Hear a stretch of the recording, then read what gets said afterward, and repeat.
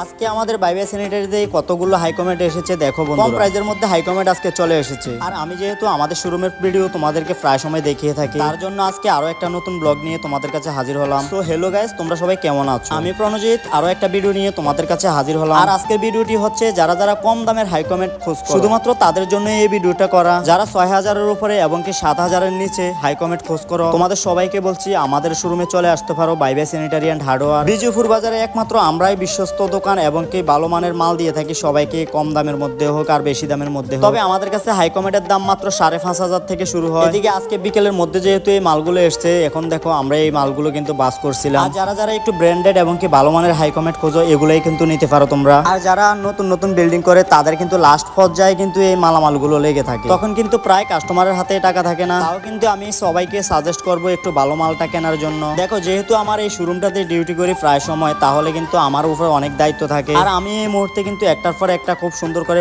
বাস করে দেবো। আর তোমরা তো প্রায় অনেকেই জানো, যদি মালামাল সুন্দরভাবে বাস করা না থাকে, না হয় কিন্তু কাস্টমারের সেই মালগুলো পছন্দ করবে না। আর আমি কিন্তু এগুলোকে সুন্দর করে একটা একটা করে বাস করে এবং কি ফিটিং করে রাখবো। অনেকেই তো আমাকে মেসেঞ্জারে মেসেজ করে বলে থাকো যে তুমি এত ভিডিও তৈরি করো, ডিউটি করো কতক্ষণ। দেখো যেহেতু ভিডিও করাটা আমার একটা নেশা হয়ে গিয়েছে, আমি যে কোনো মুহূর্তে কিন্তু ভিডিও করে রাখি।